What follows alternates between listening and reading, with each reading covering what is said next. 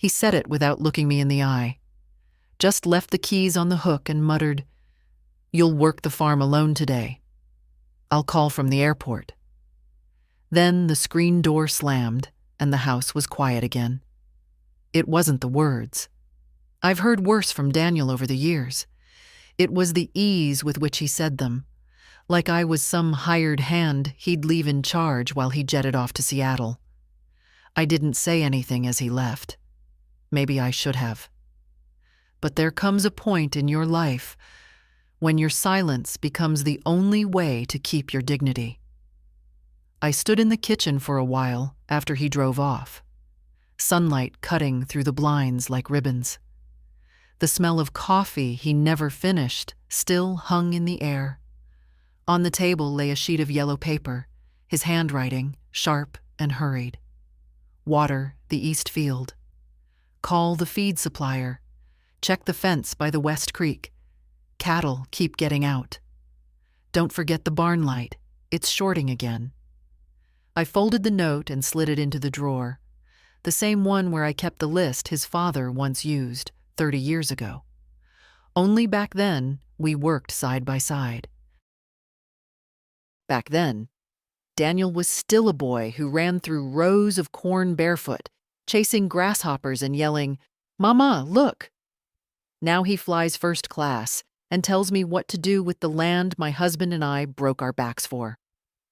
The house felt heavier after he left, like his presence had sucked all the air out of it and left behind only the dust. I walked to the front porch and sat in the rocker. James built the summer before the droughts. The wood creaked like old bones. It matched mine. He'd only been home 3 days. 3 days of rushed dinners and lectures about how we should start thinking long-term. He'd walked the property like a banker doing inventory, clicking away on his phone, taking photos. He called the tractor outdated. He said, "Land like this is worth more than you think, Ma. You're sitting on equity, not soil." I'm not sure when he started talking like that. Maybe it was after business school. Maybe it was after his second divorce. Maybe it was when he stopped calling me Mama and switched to Ma, like I was an obligation on a checklist. The truth is, I've worked this farm alone longer than he ever remembers. James died in '93, chest clutching the steering wheel as he turned into the driveway. The coroner said it was quick. I always wondered if he knew he was dying when he saw the porch light on. Daniel was 20 then. Said he'd come home to help temporarily. He lasted 4 months before the city called him back. Something about a new job or a new girl. I forget now. It's hard to remember excuses when they all start to sound the same. But I stayed. I learned the machinery. I managed the books. I dealt with the county when the tax assessor tried to rezone us. I kept the land intact. And somehow, Daniel thinks it still belongs to him. "You shouldn't be doing this alone anymore," he said at dinner last night, spearing his salad like it offended him. "It's irresponsible. I can help you get out of this while it's still worth something." "Get out of what?" I asked, though I already knew. "This," he waved around. "This place." He said this place like it was a burden. Like the years I spent waking up before sunrise, fixing broken gates, nursing sick calves. All of it meant nothing. I didn't answer then either. My silence has always been my sharpest weapon. He doesn't know that. After the sun rose higher, I went down to the east field. The soil was dry, but not dead. We'd had a rough spring. Still, the shoots were pushing up green and stubborn, just like always. I walked the rows, ran my hand along the stalks. The breeze carried the scent of hay and dust. My body ached in that deep, familiar way, the way it always does when something's been yours too long to let go. When I got back to the house, I made tea and sat with the ledger book. Not the kind Daniel keeps on his phone, the real one, with creased pages and margins full of scribbles. I flipped through it, tracing years with my fingers. Seed orders, fertilizer costs, weather notes. There were pages written in James's hand, too. His cursive always slanted forward, like he couldn't wait to say what was next. On the last page, I wrote 2 words. No more. Daniel will call tonight. He'll expect a report. What I did, what I didn't do. He'll expect me to wait until he gets back, like a good little steward of his imaginary inheritance. But I've already called the notary. And the buyer. I may be old, but my signature still carries weight. The silence after he left wasn't peaceful. It had a sound of its own, like breath held too long. I stood in the kitchen a while longer, listening to the refrigerator hum, the ticking wall clock, the rattle of the wind against the screen door. Nothing had changed, and yet everything had. He was gone. For now. But his echo still lingered, not in words. He was never much for those. But in that tone of finality he'd mastered over the years, the one that said, "This is settled," even when it wasn't. I put on my work boots, the old ones with cracked leather and the soles so worn they no longer had tread. They were James's once. He had wide feet. I stuffed them with newspaper. They still fit better than the rubber-soled slip-ons Daniel had bought me last Christmas. For the garden, he said. I never opened the box. Outside, the porch steps groaned under my weight. I should have replaced them years ago, but I like the sound they make, like the house greeting me or warning me. Depends on the day. The fields stretched before me, gold and green and stubborn. A windmill turned lazily against a flat sky. Clouds hung low, slow and heavy, like they weren't sure if they meant rain or just mood. The shed door was jammed again. I gave it a sharp tug. The metal scraped like a protest. Inside, the air was thick with the smell of oil, rope, rust. I reached for the feed bucket, the one with the cracked handle, and lugged it toward the coop. Chickens rushed to greet me as if I were late. One pecked at my boot. Another flapped up and clucked indignantly. I scattered the feed and muttered an apology. I never talked to the birds before James died. Now I do. It's easier than talking to Daniel. I checked the east fence like he asked. The section near the creek was sagging, post rotted clear through at the base. He'd seen it 2 days ago and made a note in that same voice. You'll need to fix this before fall. As if I hadn't already known. I knelt, pulled the wire taut, wedged a rock beneath the leaning post. My knees cracked like dry branches. When I stood, a slow throb pulsed in my lower back, the kind that didn't go away anymore, just moved around depending on the weather and the work. There was a time I could do this without thinking. Before the arthritis. Before the nights where I woke up with my hands curled stiff like claws. But habit is a strange mercy. It keeps you moving when the body wants to quit. When I finished the chores, I didn't go back to the house. I walked past it, through the gravel drive, all the way to the mailbox at the road. Nothing inside but a catalog and a letter from the power company. I turned to look at the house, our house. White paint chipped along the eaves, the barn roof still missing 3 shingles since last winter's storm. James always meant to patch it. He used to say, "If I die before I fix that barn, promise me you'll make someone else do it." He didn't mean Daniel. I know that now. Back on the porch, I opened the screen door slowly. The creak echoed down the hall like an announcement. I sat at the kitchen table, took off my gloves, and poured myself some lukewarm coffee from the pot I'd left on. Then I opened the folder. It had been sitting in the drawer for months.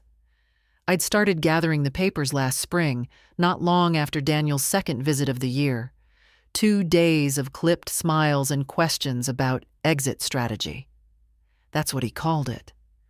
As if my life was a business meeting he had to get through before boarding his return flight. Inside the folder, deed papers, tax receipts, an appraisal from a neighbor's son who'd gone into real estate. He said I could make a killing. I didn't want to make a killing. I wanted to make a decision. The last document was a business card.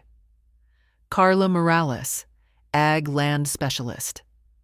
I met her at the farmer's market last year. She was buying squash. I was buying time. We started talking. She knew farms, not just from books. Her father was a rancher. She asked the right questions and didn't talk over me like I was some relic. She's the one I called this morning. I'd waited until Daniel's plane was in the air. I didn't want to hear his voice while I still had the sound of my own. Carla answered on the first ring. "You sure about this?" she asked. "Yes," I said, "but I have conditions." She listened, wrote them down, read them back. We agreed on everything. Now I sat at the table, hands around my mug, staring at the sink where James used to whistle while washing vegetables. He'd always said, "This land's got memory." I used to laugh at that. Not anymore. The front gate squeaked, and I stood automatically, thinking maybe he'd forgotten something, his phone, his charger. But it was just the wind. For a moment, I imagined Daniel walking through the front door, phone in hand, saying, "Did you water the east field?" I pictured myself handing him the signed papers, watching the color drain from his face. But that was for tomorrow. Tonight, I'll sleep with the windows open. Let the fields hear me breathe. By morning, I was dressed before the sun, not because of nerves, but because my body woke me the way it always did, by aching. I pulled on slacks that didn't smell of soil and a blouse that hadn't been worn in 3 years. The buttons fought me a little, but I won. James used to say I was too stubborn for my own good. I always took it as a compliment. In the mirror above the dresser, I adjusted my collar and smoothed the lines around my mouth with my thumb. They didn't vanish, of course, but something in me felt steadier after doing it. At 9 sharp, I drove into town. The courthouse parking lot was already half full. The trucks lined up like cattle along the old brick wall.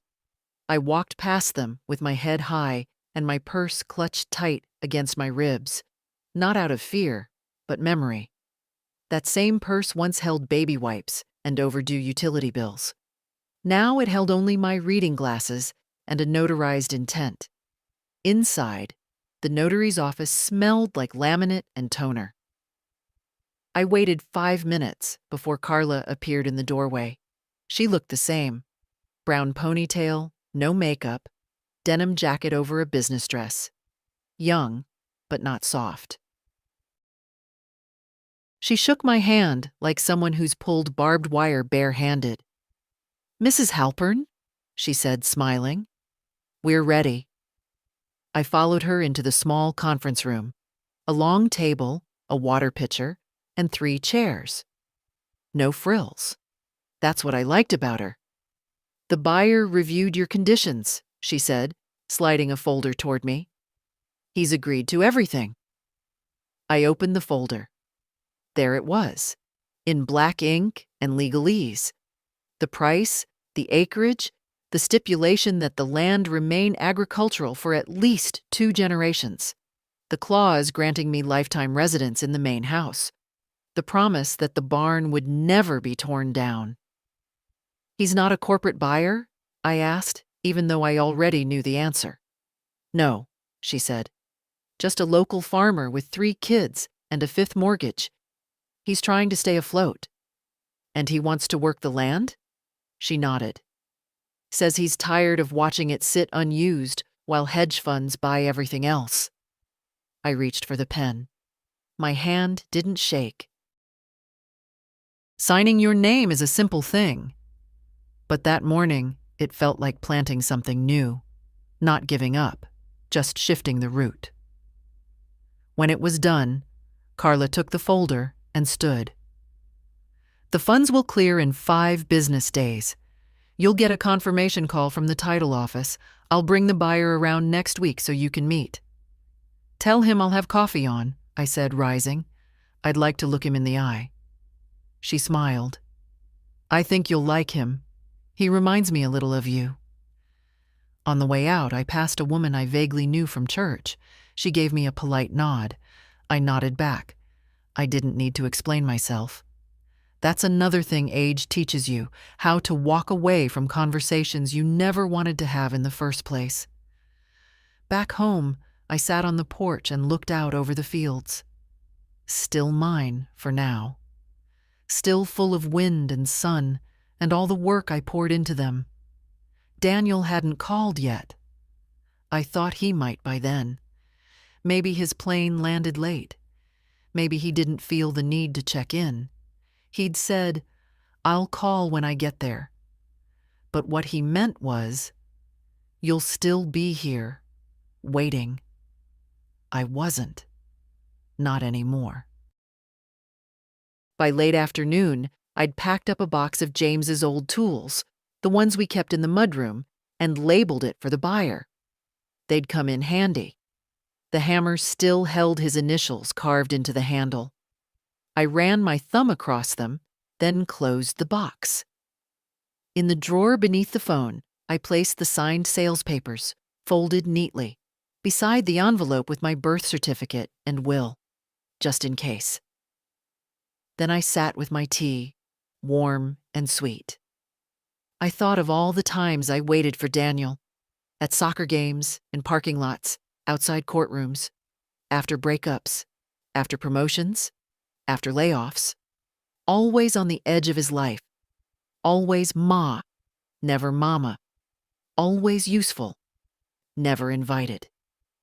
He never saw the woman who carried buckets twice her weight, who drove a tractor with a cracked rib, who sat up nights nursing James through chemo, then finished the harvest herself.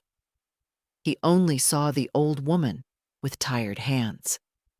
But my hand still signed my name. And tomorrow, he'll learn that. I never wanted a farm. That's the truth of it. When James and I married in 1969, he had plans, big ones. Land, ag, he'd say, not farmin'. Ag. He loved the word, made it sound like a science instead of mud and muscle. I wanted a bookstore, maybe a little one with wide windows and a bell on the door. But I was 19, in love, and believed in his kind of dreaming. He bought the land a month after our wedding. 47 acres of Iowa earth, mostly flat, a little wild around the creek. The barn was leaning already. The house had 1 bathroom, no insulation, and a wood stove that smoked like it was angry. But he loved it. And because I loved him, I learned to love it too. I didn't know what it meant then. Land ownership. Not just the legal part, the soul part. The part where every inch of soil carries memory and every broken fence has a story. We built it slowly, year by year, machine by machine. One calving season, I slept in the barn for 3 nights straight. James caught pneumonia and wouldn't go to the doctor, so I had to drag him there myself, cursing him the whole way and praying under my breath. The crops failed in 77. In 83, a windstorm took the roof clean off the feed shed. That same year, I miscarried. I didn't tell many people. We buried the little blanket I'd knitted in the back field, under the oak. That land holds more than roots. It holds bones, tears, laughter, heat, the sound of Daniel's first steps in mud, squealing with delight, the time he broke his arm falling from the hayloft and James blamed himself for weeks. My husband never climbed into that loft again. We grew old in that house. We fought. God knows we fought. But we also danced, late at night, barefoot in the kitchen, James had a way of humming just enough of a tune to make me remember who I was before all the work. He died in '93, out by the shed. I found him slumped behind the wheel of the truck, still holding a receipt in his hand. The coroner said he was likely dead before the keys left the ignition. We buried him under the oak tree. The same one. After the funeral, Daniel said he'd stay to help. He did for a while. Long enough to make suggestions. Long enough to decide the farm was beneath him. Long enough to tell me to think bigger, as if I hadn't. I kept it going. I paid the taxes, learned how to maintain equipment, repaired siding, bought feed, managed debt. Some years were good, most were not. But I kept going because I didn't know how to stop. I told myself it was for James, then, later, for Daniel, for the hope that he'd someday see the value of what we built, not in numbers, but in something deeper. But he never did. Every visit he made after college felt like an inspection. He'd stand with arms crossed, scanning the field like a developer, not a son. He called it potential. I called it home. And now he wants to frame it as loss. Says I'm giving up, selling out. But I know the truth. You don't sell out when you sell on your own terms. You don't betray the land when you hand it to someone who'll kneel in it. Selling was never about money. It was about control. About not letting Daniel be the one to decide when I was done.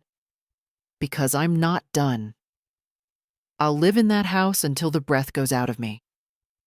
I'll sit on that porch and drink my tea and listen to the wind across the field. And when I go, it'll still be a farm. Still be soil beneath someone's nails, not concrete under some stranger's shoes. That's the legacy. Not what you leave behind in a bank, but what you insist be carried forward in your name. The dress smelled faintly of cedar and old perfume when I pulled it from the closet. It hadn't seen daylight since Ruthie's funeral 6 years ago. Back then, I wore it because I thought she'd have wanted me to look like someone who still believed in occasion. Today, I wore it because I needed to remember I was still a woman, not just a caretaker of someone else's past. The fabric clung tighter than I remembered. I had to breathe shallow to zip it up. But it fit. And that was enough. I stood in front of the mirror by the bedroom window and looked at myself, not for checking wrinkles, not to criticize, just to see. Hair, white as powdered snow, swept back in a tight clip. Face, weathered but steady. Hands, veined and honest. Nothing young left in me, but plenty alive. I added the pearl pin James gave me on our 25th anniversary. He'd saved for weeks to buy it. Back then, he could barely hide the price tag. Real pearls for a real woman, he'd said, cheeks red as apples. It glinted now under the morning light like a quiet defiance. In the kitchen, I packed a small tin of oatmeal cookies, my own recipe, not sweet enough for Daniel. He always wanted everything glazed and frosted, like life owed him dessert. The drive to town was short, familiar. Every turn held memory. That tree near Miller's Creek? That's where Daniel ran into a mailbox on his first driving lesson. The old grain silo outside Dubois Road? I once painted over its graffiti at midnight with a paintbrush and a flashlight, too proud to let people see it vandalized. Now all of it was background. I was headed somewhere specific, with intention. The diner Carla had picked for the meeting was just off Route 7. Modest, worn, the kind of place that serves eggs with real yolks and doesn't bother listing calories. I parked 2 spots away from the entrance. A newer truck already sat out front, mud-specked, bumper dented. It looked like someone who worked. Inside, the air smelled like bacon and black coffee. A young waitress with too much eyeliner waved me toward a corner booth. "He's already here," she said, nodding toward a man sitting alone. I walked over, careful not to rush. Let him see me before I spoke. He stood as I approached, tall, maybe mid-40s, broad hands, calloused, shirt tucked in without trying too hard. He didn't smile like a salesman. He just nodded. "Mrs. Halpern?" he asked. "Agnes," I corrected. He nodded again. "Call me Lee." We shook hands. His grip was firm but respectful. No squeeze for dominance, just acknowledgement. "I hope this isn't too odd," I said, sliding into the booth. "I asked Carla to set this up because if I'm handing over my land, I want to know who I'm handing it to." "I understand," he said. "Honestly, I'm glad. Most folks these days don't care who buys, just what they're offering." We ordered coffee, no menus. He told me about his family, 3 kids, ages 6 to 12. His wife, Marin, teaches part-time at the county school. They'd lost a small plot 2 years ago to back taxes after a drought hit hard. He'd been working borrowed equipment ever since. "It's not the land that's hard," he said. "It's the waiting, never knowing if the bank's gonna let you breathe." I sipped my coffee. Strong. Burned a little going down. "You plan to work it yourself?" "Every inch," he said. "With help from the kids, eventually. I want them to know what it means to build something slow." That sentence settled in my chest like a stone in a river. Not heavy, just honest. We talked for half an hour. I asked pointed questions, crop rotation plans, soil preservation, runoff concerns.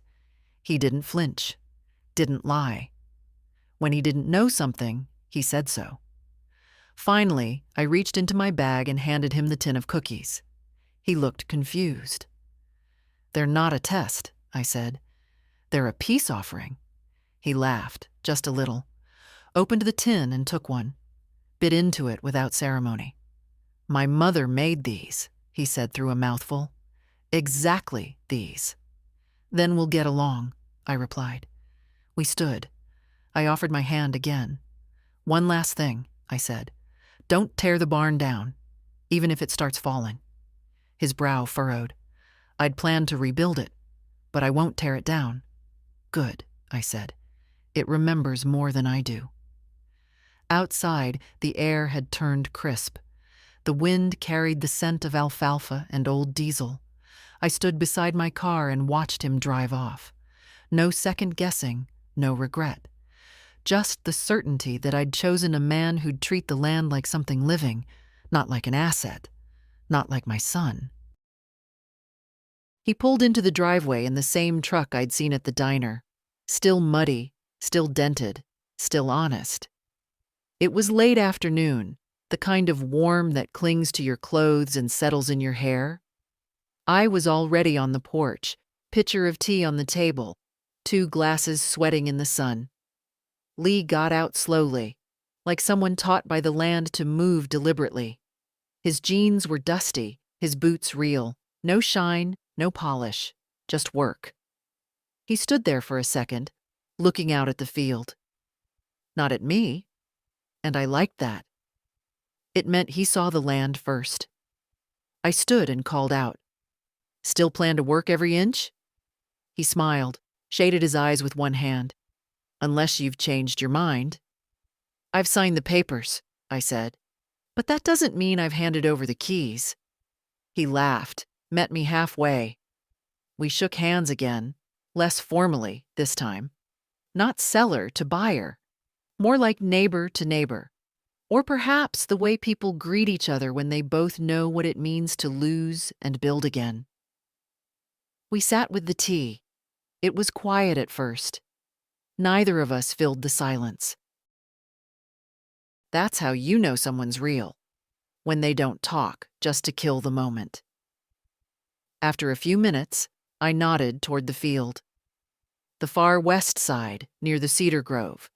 Soil's been temperamental since the floods in '94. It drains too slow.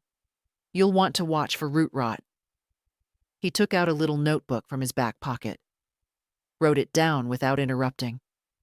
East fence was patched, but it won't hold forever. You'll need to sink a new post before winter. He nodded again, wrote more. The barn. I stopped, looked at it. It stood like an old soldier now, bent but not broken. Paint peeling, boards warped, doors never closing quite right. But it had housed livestock through 3 droughts, 1 tornado, and 100 disappointments. I know it looks tired, I said, but she's got 1 more decade in her if you treat her with respect. Lee didn't laugh. He looked at the barn like it had spoken. My youngest, Clara, he said. She's already calling it the Red Castle. Said she wants to read books up in the loft. Something caught in my throat. I covered it with a sip of tea. Your children been around farms much? I asked. Enough to know mud from manure, he said, smiling. Not enough to understand how much of their dinner depends on both. That made me laugh. We finished our tea and walked the property. I didn't point out everything. Some things you only learn by staying through a full season, watching the way the soil shifts after a thunderstorm, or how the wind sneaks around the silo just before winter sets in. Still, I showed him the practical parts. The tool shed lock that sticks unless you jiggle it. The sump pump switch in the cellar. The row of raspberry bushes behind the smokehouse that still yield if you prune them just right in spring. He listened like someone learning a song they plan to hum the rest of their life. At the gate by the pasture, we stopped. I'll move out in a week, I said. The upstairs bedroom and my things will be gone. But I'll leave the kitchenware. It's old, but it's got heart. You're staying on the land? He asked carefully. In the house, I said. As long as I'm breathing. He nodded. No hesitation. That was part of the deal, I added. Wasn't a condition, he said. It was a blessing. We stood a while longer, letting the silence settle between us like dust on boots. Somewhere, a hawk cried over the fields. The air smelled of grain and thyme. He turned to me and asked, "What made you choose me?" I looked at him. Not through him. Because you came to meet me in work boots, I said. Not a necktie. Because you brought your questions and not your opinions. Because when I said the land wasn't for sale, unless it stayed land, you didn't try to convince me otherwise. He nodded slowly, not with pride, but with understanding. And because, I added, my gut told me you'd raise something here other than your own net worth. He didn't answer, just looked out over the fields again. I didn't need him to say anything. He already had. We sat at my kitchen table, Lee on the left, Carla across from me. Papers spread out like a map of choices I'd already made. The house was warm. I'd turned off the fans so nothing would blow the pages. The air hung thick, scented faintly with dust, lemon oil, and something older, memory. Lee sipped the coffee I'd brewed too strong, didn't complain. Carla clicked her pen once, twice, the sound of someone waiting for permission. I've read the full agreement, I said, fingers resting lightly on the cover sheet. And before I sign again, I want us to be very clear. They both nodded, polite, professional. But I wasn't here to negotiate. I was here to speak plainly. This land is not a business to me, I said. It is not an investment. It's a life I built with my own 2 hands and buried half my soul in. I'm not asking you to honor that out of sentiment. I'm asking because I'm still alive. And I'm still here. Lee's jaw tightened, not from resistance, but respect. He didn't interrupt. So these are my conditions, I continued. They're not suggestions, and they're not symbolic. They're the price of my signature. I took a folded paper from my apron pocket and laid it flat. 1. I remain in this house as a resident, not a tenant, not a guest. No one will ask me to leave for any reason, ever. When I die, you may do with the house as you please, but not a moment sooner. Carla nodded. That's already in the paperwork with language to cover all. I'm not asking if it's legal, I said quietly. I'm asking if it's clear. Lee looked me in the eye. It is. I moved to the next line. 2. No subdivision, no parcels sold off for driveways, mobile homes, commercial storage, or side income. The land stays whole, or it goes back. That's enforceable through a land use covenant, Carla said, already scribbling notes. 3. No pesticides I wouldn't use myself. I've watched neighbors lose bees and crops to shortcuts. You farm how you want, but not at the cost of the ground beneath us. Lee nodded. We work organic already, been certified since 21. I kept going. 4. The oak tree stays. Eastfield, near the ridge. No trimming, no cutting, no excuses. There's someone buried under it, and I won't have his grave disturbed because a fence needs realignment. Carla looked up, her face softening. Understood. I took a breath. 5. I want a bench built on the south hill overlooking the pasture. Doesn't have to be fancy. Just something steady, with a back. I'll pay for it myself. But when I can't walk far anymore, I want to sit and see what I've given away. Lee didn't write that down. He just said, we'll build it together. That one stopped me. Not because it was poetic, but because it wasn't. It was a promise. Simple, unpolished, real. I slid the paper across to Carla. Add it all? I won't sign until it's there in black and white. She nodded, adjusting her glasses. I'll update the addendum. Shouldn't take long. Lee finished his coffee and stood. I'll go walk the fence line while you two handle that, if you'll excuse me. I watched him through the window as he made his way past the tool shed, down toward the pasture gate.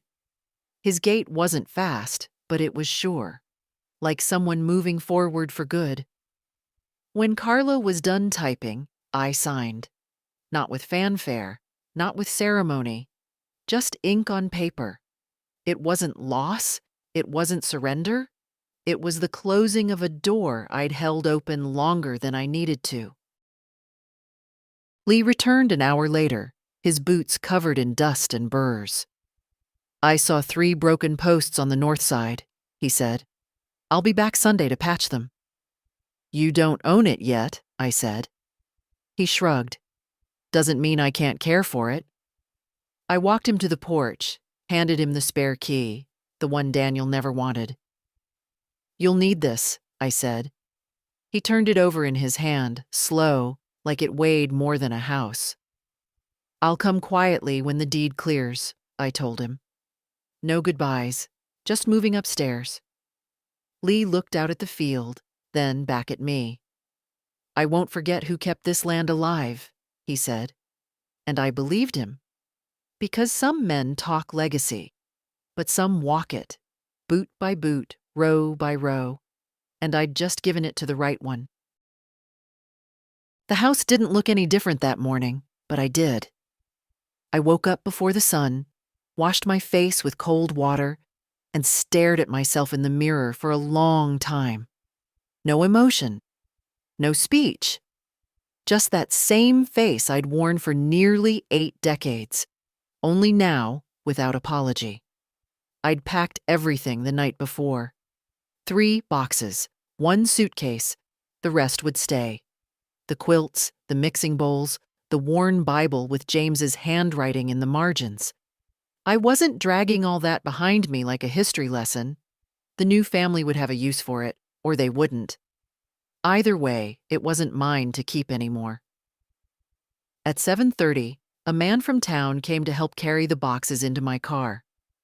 Carla had sent him. I didn't ask his name, and he didn't offer it. We didn't speak. He took one look at the house, nodded once, and did what needed doing. I locked the front door, slid the spare key into an envelope, and left it on the kitchen counter with a note. The water heater needs flushing come November. The wind through the west window whistles if you forget to latch it. Please don't move the rocking chair by the fireplace. That's where I sit when I need to remember who I am. I signed it. A. Halpern. It was the first time in a long time I signed my name without obligation, not for a check, not on a form, just as a mark that I had lived there. The road into town was the same, it's always been. Bumpy, familiar, lined with trees that hadn't yet turned gold for fall. I didn't look back. Not once. I'd learned a long time ago that looking backward doesn't stop anything from changing. The motel was nothing special. Low roof, faded red door, a dusty welcome mat that said, "Stay a while," like a suggestion, not a threat. Carla had booked it for me for the next few weeks until the formal transfer was finalized and I could move back in, as a resident, not an owner. That distinction didn't scare me. In fact, it freed me. The room was clean, one bed, one table, one chair, a window facing west. I set my suitcase down and sat on the edge of the bed. The springs gave a sigh like tired lungs. I stared at the wall for a while, not because I was sad, because I wasn't. That surprised me. I thought it would feel like grief, this in-between, but it didn't. It felt like the first deep breath after holding your head under too long. The quiet wasn't silence. It was space. Later, I walked to the diner down the road. Same one where I'd first met Lee. I sat at a booth in the back and ordered eggs, toast, and black coffee. "Would you like cream or sugar?" the waitress asked. "No," I said. "I want to taste it." When I returned to the motel, the afternoon sun had turned the sky a washed-out blue. I opened the curtains and watched cars pass by. None of them Daniel's. He hadn't called. I wasn't surprised. He wouldn't come until he was ready to demand something. Until then, the world turned without his permission. I sat at the table and wrote a letter, not to send, just to write. Daniel, you asked me once what I was waiting for. You meant it like an accusation, like I was wasting time. Here's your answer. I was waiting for you to see me. Not as someone who fed you, paid for you, answered your calls and your silences, but as a person, a whole one. I waited too long, so now I've stopped. I folded it and put it in my pocket. Not for him, for me. That evening, I took a walk around the block. An old man watering his front lawn gave me a wave. I waved back. "New in town?" he asked. "No," I said. "Just stepping out of the past." He chuckled, not understanding. That was fine. I wasn't telling this story for him. Back in my room, I changed into a soft nightgown, turned off the light, and lay down in the strange bed. The room smelled like detergent and nothing else. For the first time in years, I didn't dream of the farm or James or Daniel. I just slept. And when morning came, I woke to silence. The good kind. The gravel crunched under my tires the same way it always had, but the sound felt different now, like I wasn't driving home, just visiting. The house came into view slowly, framed by late summer trees just beginning to dry at the edges. The porch light was off. The gate was open. A child's tricycle leaned against the barn. For a moment, I sat there in the car, hands still on the wheel, just breathing. Then I stepped out. It had been 12 days since I left. Not long by any measure, but long enough for the silence to settle differently inside me. I walked toward the porch. The screen door was propped open with a rock. James used to do that when he didn't want the latch catching every time he walked in and out. I smiled without meaning to. Voices carried from the back. Children laughing. A dog barking once, then again. New life. I knocked on the frame, even though it was still my house. Maren answered. Lee's wife. She looked startled for half a second, then smiled wide and warm, brushing flour from her hands onto her apron. Agnes, she said. Come in, come in. We didn't expect you today. I'm not here to stay, I said. Just wanted to see it breathing. She laughed. Well, it's definitely doing that. I stepped inside. It was cleaner than I'd left it, not sparkling, just lived in. A towel tossed on the arm of the couch, a cereal bowl in the sink. Someone had moved the kitchen table slightly to the left. The curtains had been tied back. Sunlight streamed in, thick and gold. Lee's out with the kids, she said, pouring a glass of tea without asking. They're building a chicken run, or trying to anyway. He says you warned him about the foxes. I took the glass. I did. They'll find the coop before the chickens do if he doesn't anchor it right. She grinned. That's exactly what he said. I sat for a moment in my old chair, not the one by the fire. Not yet. Just one at the table. The fabric had a different feel to it. Someone had washed the cushion. A child's crayon drawing was taped to the fridge. I leaned forward. A red barn, blue sky, 5 stick figures holding hands. Clara drew it, Maren said. Said this is our forever farm. I nodded slowly. The phrase caught something in my throat, but I swallowed it down. You kept the pie tins, I said, spotting them stacked near the stove. Of course, she said. They still bake even. Yours have soul. I let that sit for a while. Just watched the light shift across the tile. Would you like to see the upstairs? She asked gently. We haven't changed much. Just painted the spare room for the boys. Not today, I said. I'm not here for memory. Outside, the dog barked again. Footsteps approached from the side of the house. The screen door creaked open, and Lee stepped in, wiping sweat from his forehead with the hem of his shirt. He froze for a second, then smiled when he saw me. Well, he said, guess we didn't scare you off yet. I stood slowly. Not yet. But don't get too comfortable. He laughed, and we shook hands. His palm was calloused, warm, familiar in a way that didn't need explanation. The bench is half built, he said. Hope that's all right. We couldn't find the right lumber for the backrest, and I figured you'd rather wait than have it splinter on you. I would, I said. Thank you. Come see? He asked. I nodded. We walked past the barn. Its doors open now, the air inside full of hay dust and hammering.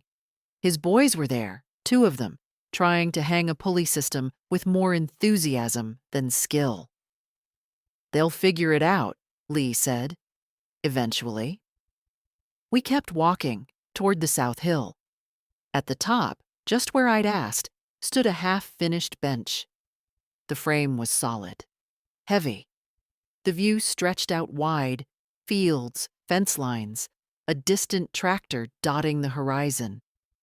I stood still, hands in my pockets. This where you sit? He asked. It will be, I said. When the time's right. He nodded. No more questions. We stood there a while, just looking. Then I turned to go. You don't have to ask to come back, Agnes, he said, as we reached the porch again. This is still your home. No, I said gently. It was my home. Now it's your future. That's a different thing. I left without tea, without fuss. On the way back to the motel, the road didn't feel like a farewell. It felt like watching something bloom you'd once planted. Quiet. Slow. Full of roots. He arrived late in the day, unannounced, as he always did. Like the farm was a layover between real places. The motel phone rang around 4:20. I didn't answer. I was peeling an apple, slow and even, watching the skin fall in one long curl into the sink. I let it ring. Then again. Then a third time. Finally, silence. A knock came 20 minutes later, 3 sharp raps, then one softer, like he thought better of it halfway through. I opened the door halfway. He looked tired, travel-slicked, city skin pale from office lighting, dark circles under his eyes, a rolling suitcase behind him, a phone still in his hand. "Why are you here?" I asked. He blinked.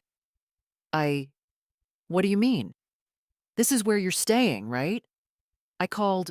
You didn't call. You rang a phone. He exhaled sharply, like a man already tired of being misunderstood. I just landed. I went to the house. It's different. Yes, I said. He waited for me to go on. I didn't. What's going on? He finally asked. Why aren't you at the house? It's no longer mine. He squinted like I'd spoken in another language.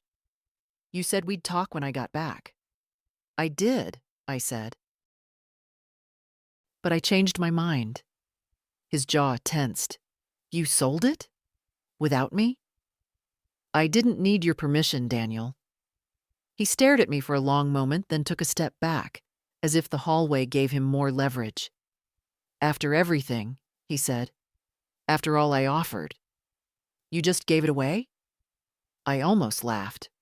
No, I said. I didn't give it away. I sold it. At value. With terms. To someone who'll treat it like land, not leverage. He looked off toward the parking lot, as if it might explain me better than I could. I had plans for that property, he said. I know, I replied. He looked at me again, searching for guilt. You should have waited. I stepped back toward the room. I did, Daniel. For years. He didn't follow. Just stood there in the doorframe, suitcase at his side, as if waiting for the scene to change. It was supposed to be mine someday, he said. No, I said. It was never yours. It was only ever mine. He ran a hand through his hair. Jesus, Mom, you're being emotional. No, I said calmly. I'm being clear. A silence fell. Not hostile, just wide. Like a truth finally laid bare between us, too large to step over. You can come in, I offered, but only if you want to speak to me, not to the idea of what you think I owe you. He didn't move. I let the door rest on its hinge, half open, half closed. I'll be at the farm next week, he said. They said you're staying in the house? As a guest, I said, of the people who now own it. He looked as if he'd swallowed something bitter. I don't understand you, he muttered. I met his eyes. That's not new. He left without a goodbye. I closed the door, turned off the light, and sat by the window. The phone rang once more that night. I didn't pick up, not out of anger, but because finally, I had nothing left to explain. He showed up the next morning, earlier than I expected. Still wearing the same clothes, suitcase in the car, jaw set like stone. I saw him through the window before he knocked, pacing the porch boards, rubbing his forehead like the motion might conjure better words. I opened the door before he could knock again. Come in, I said. He stepped inside, not with gratitude, but with that stiff-backed posture he always used when entering a room he thought he owned. He didn't sit. I didn't offer. You had no right, he said, eyes sharp, voice low but trembling. I had every right, I answered, calm. You sold it without even consulting me. I informed you, I said. You just didn't listen. He stared at me, mouth opening, then closing again. I poured coffee into 2 mugs and set them both on the table. Only one of us sat. I'm your son, he said finally. This wasn't just your decision. I tilted my head. Do you remember the year after your father died? He blinked. What? You were 20. You came home for 4 months. Promised to stay through harvest. I had to go back. I got a job. You left before we finished fencing the west field, I said. I carried that wire alone. Do you remember? His mouth opened again, but no answer came. Daniel, I said, you don't get to be absent for 25 years and then demand a seat at the table. He pointed a finger toward me, small, trembling. You should have trusted me. I did, I said. Far longer than I should have. He laughed once, a bitter sound. You think this is some victory? Giving it to a stranger? Letting some hick take over what should have been our legacy? I looked at him. Really looked. All his expensive shoes, his polished phone, his 1,000 little successes. And none of it taught him how to plant anything that stays. Lee is not a stranger, I said. He's a man who listens, who works, who teaches his children to get dirt under their nails. He's not family. He doesn't have to be, I said. You are. But family's not a pass, Daniel. It's a chance, and you've never once taken it. He paced the room now, hands on his hips. I was trying to help you, he said. Trying to get you out of that place before it broke you. It didn't break me, I said. It made me. He looked toward the window. You don't understand what it could have been worth. I know exactly what it was worth, I said. That's why I sold it the way I did. He turned back to me then, something in his face hardening. I hope it was worth losing me, he said. I stood up, slowly. Don't make this uglier than it is, I said. He waited, defiant. You think I sold the farm to hurt you? I asked. No. I sold it to free myself. He flinched, just slightly. That was the first truth that landed. I'm not your project, I continued. Not your old burden to be managed. I am a woman who raised you, fed you, forgave you, and watched you grow into someone who no longer looks me in the eye without a transaction in mind. That's not fair, he said, quieter now. Neither was the last 30 years, I said. But I still showed up. Every time. He looked down, then away. Outside, the wind rustled the leaves. A dog barked in the distance. I didn't come here for a fight, he muttered. Yes, you did, I said. You just didn't think I'd fight back. Silence stretched between us. Then he reached for the mug I'd poured earlier, took a sip. Set it down. His hands were shaking. I don't know who you are anymore, he said. I nodded. That's because you stopped asking a long time ago. He left without finishing the coffee.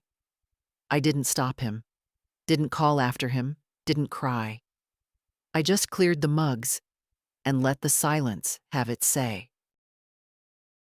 The house had settled into its new rhythm.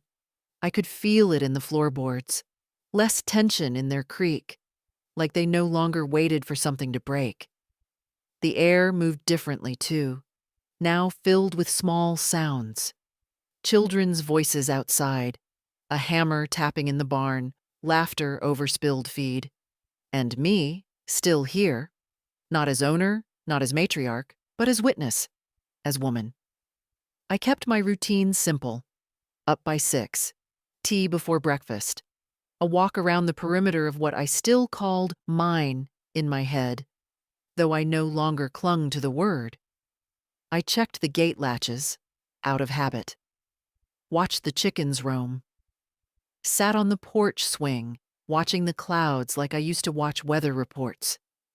Sometimes Lee stopped by the porch on his way back from the field, wiping sweat from his brow with a folded handkerchief, just to say, "Afternoon, Agnes." He never asked questions he didn't need answers to. Marin brought fresh bread twice a week, always warm, always wrapped in a cloth that smelled faintly of lavender. She never lingered, but she always asked, "Need anything?" And I'd shake my head with a small smile. Not because I didn't, but because what I needed now was space, and I had it. Clara brought me drawings, horses with wings, barns floating on clouds, a sun that always smiled. One day she asked, "Did you live here a long time?" "Yes," I said. "A whole lifetime." She looked up at me with big brown eyes. "Then why'd you leave?" "I didn't," I told her. "I just moved over a little." She nodded, as if that made perfect sense. Sometimes I miss the way it used to be, but never the weight of it. Not the worry about repairs, not the years I spent waiting for calls that never came, visits cut short, or promises that dissolved before they reached my ears. I had grieved that version of my life already. Now I was learning what it meant to simply live it. I planted tomatoes in a half-barrel near the porch, watched them grow, fed the birds, read paperbacks I'd once told myself I didn't have time for. I wrote letters I never mailed. To Ruthie, to James, even to my mother, whose hands I'd never stopped missing.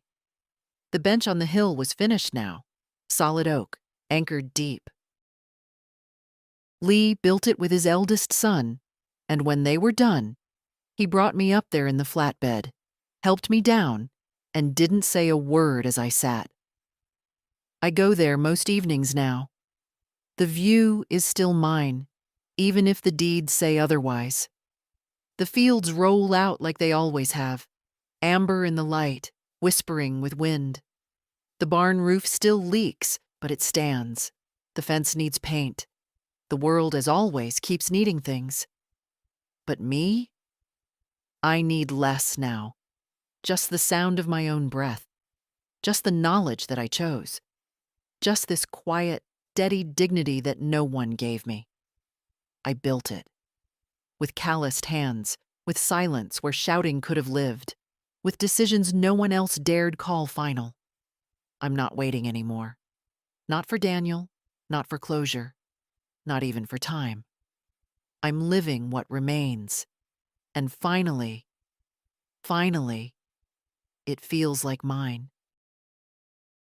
The bank hadn't changed in 20 years. Same brittle carpet, same fake plants gathering dust in the corners, same too cold air that made your joints ache if you stood still too long. I stepped inside, wearing the green blouse with the mother-of-pearl buttons, the one I used to save for Sunday services. I didn't dress up for them anymore, but I still believed in dressing with intention. Today called for it. A young man behind the counter looked up and smiled like I was a nice break from whatever screen he'd been staring at. "May I help you?" "Yes," I said, setting my purse on the desk. "I'd like to close an account." He gestured to a seat. "Of course. Let's take a look." I gave him the account number, wrote it down in my best penmanship. No fumbling for apps, no passwords, just paper and certainty. He typed something, then looked up. "Mrs. Halpern, are you sure? This account's been active a long time." "I know," I said. "I opened it with my husband. 52 years ago." He blinked. "Oh."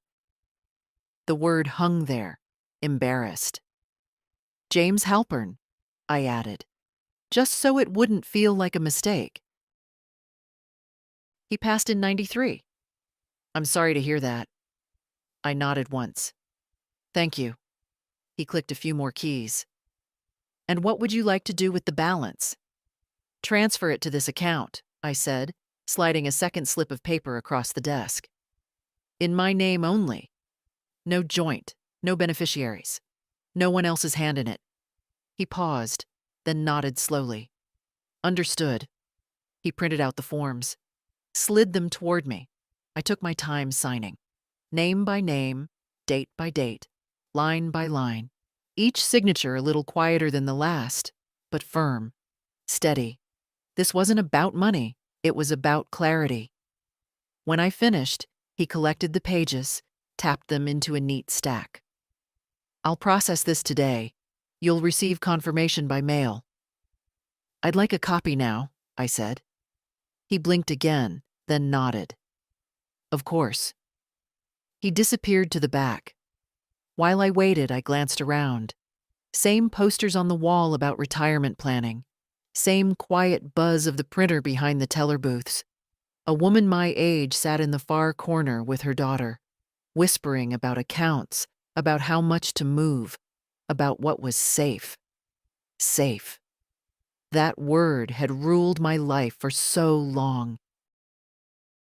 Safe decisions, safe sacrifices, safe silences. But safe had a price. It always does. The young man returned and handed me the folder. I took it and stood. As I turned to go, he said, "It's rare these days. Someone coming in to make a decision without anyone else weighing in." I looked at him. Not unkindly. I've spent most of my life being asked what I think after the decision was already made, I said. This time, I asked myself first. He smiled. A little smaller this time. A little more real. I walked out into the sun, folder under my arm, breeze lifting the edges of my blouse. The parking lot smelled like hot pavement and cut grass. In the driver's seat, I opened the folder again. Read the final confirmation. No one else's name, just mine. Agnes Halpern, that's all. That's enough. She knocked just after dinner, holding a half-covered casserole dish and an apology in her eyes. "Agnes," she said, "I wouldn't bother you, but I don't know who else to ask." It was Nora, from the house down by the creek. 10 years younger than me, but already walking like she carried too much. I let her in without a word, set the kettle on the stove. She placed the casserole on the counter and twisted the dish towel in her hands like it might unravel an answer. "It's my daughter," she said. "Emma. She's back from Chicago. Left her job, her boyfriend, everything." I nodded once. "She's angry," Nora continued, "at everything, me, mostly. Won't say it, but I feel it in every silence." I poured the tea, 2 cups, no sugar, no lemon, just the kind that warms your hands and slows your breathing. "She's upstairs crying right now," Nora said, voice low. "I tried all the mother things. Nothing landed. But then she saw you once, weeks ago, at the feed store. And after, she said, 'That woman looked like she's been through hell and still knows what she wants.'" I smiled faintly. "That accurate?" Nora blinked quickly. "I thought maybe if you could talk to her. Not fix her," she added fast. "Just sit. Say something she might remember when it counts." I thought for a moment, then reached for my cardigan. "Let's go." The house was quiet when we arrived. Too clean. Like someone had scrubbed it out of guilt, not pride. Nora led me upstairs, knocked gently. A voice called out, "What?" "It's me," Nora said. "And someone else." A pause. Then the door opened. Emma stood there, arms crossed, sleeves of a sweatshirt pushed to her elbows, hair in a knot that hadn't been washed in days. She looked at me like she wasn't sure if I was real. "This is Agnes Halpern," her mother said. "I know who she is," Emma muttered. I nodded. "Mind if I sit?" She stepped aside without answering. The room smelled of lotion and dust. A small window cracked open, breeze lifting the corner of a postcard on the desk. I sat on the edge of the bed. Nora lingered at the door. "I'll leave you two." And just like that, it was quiet. Emma leaned against the dresser, arms tight across her chest like a shield.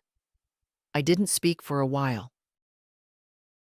When I finally did, I said, "Do you know how old I was when I buried my husband?" She shook her head. 45. Her face shifted, less guarded now, just slightly. "He died on a Thursday," I said. "By Sunday, I was fixing the back fence because the cows didn't care about grief." Emma's eyes welled up, but she blinked it back. "Not ready." "That's all right." Everyone told me to take time, to rest, but no one offered to feed the animals. No one paid the bills. She swallowed hard. "I don't know what you lost," I said gently. "But I know the sound of something breaking and no one noticing but you." That got her. She slid to the floor, legs crossed, arms falling to her sides. "I thought I knew what I wanted," she whispered. "We all do," I said. "Until it leaves, or disappoints us, or shows us it was never real to begin with." Silence stretched between us like a shared breath. "I don't want to go back," she said, "but I don't want to stay either." "You don't have to know today," I told her. "You just have to survive it." She nodded. "Can I ask you something?" she said. "Of course." "Are you lonely?" I smiled. "Sometimes, but not the way I used to be." She looked confused. "I used to be lonely even in a full house. Even at Christmas. Even when people needed me." She waited, quiet. "Now," I said, "I'm alone sometimes, but I'm never uncertain." Emma sat with that, like it was a language she half remembered. I stood to go. "Your mother's waiting. You don't have to talk to her yet," but she left the door open. Emma didn't speak, but as I passed her, she touched my arm. Just lightly, enough to say, "I heard you." Downstairs, Nora looked up with wide eyes. I nodded. "She'll be all right," I said. "Because of you?" "No," I said. "Because she was already halfway there. I just stood in the way of the silence." And sometimes, that's all we're meant to do. The wind came up from the south that morning, gentle, warm, full of hay and sun. I sat on the bench Lee built, the oak behind me casting long, quiet shadows across the pasture. The earth below was dry, but not brittle. It had rained 2 days ago, enough to give the corn what it needed. I could see the rows from here, green lines reaching toward horizon, the way a body reaches toward rest. This is how the land thanks you, not with words, not with ceremony, but with rhythm, with breath, with growth where loss once lived. I ran my hand over the back of the bench, solid, honest. The grain of the wood warm from the sun, a single screw slightly raised. Lee said he'd fix it, and I believe he will. Below, I could hear the children laughing, a dog barking, someone calling for a hammer. Life. Again. Still. Daniel hasn't called in 3 weeks. I don't expect him to. And the strange thing is, I'm not waiting anymore. That used to be my whole life. Waiting. For James to come in from the field. For Daniel to come home from school. For someone to ask how I was doing and really want the answer. For permission. For peace. For proof that I mattered. Now I just sit here, and somehow that is enough. I see the barn, still leaning, but still proud. I see the house, the porch swing moving in the breeze. I see Maren hanging clothes with a rhythm I recognize, and Clara drawing in the dirt with a stick, unbothered by the dust on her knees. No one asks me to lead. No one asks me to leave. I just am. Some mornings I wake before the sun and watch the light come in slow over the east field. That kind of silence, the kind before anything begins. It doesn't ask anything of you. It just lets you be. And maybe that's what all this was for.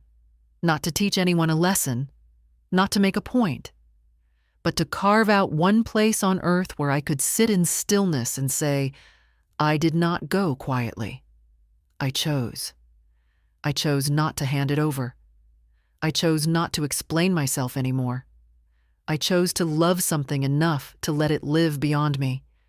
And in that choosing, I found my way back to myself.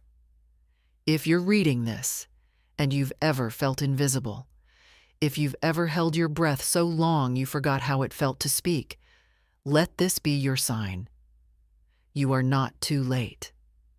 You are not too small. You are not done. You are allowed to begin again, not because someone finally gave you permission, but because you say so. Sit. Speak. Sign your name. And if you've made it this far, if you've walked beside me through these pages, then stay a little longer. Leave a comment. Share it with someone who needs it. Let them know we're still here. Still strong. Still choosing. Always.